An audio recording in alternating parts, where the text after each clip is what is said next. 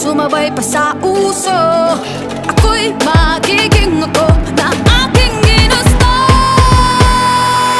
Ama kapkera, ganda ko'y idarapa. Di magpapatinag sa sasabihin ng iba.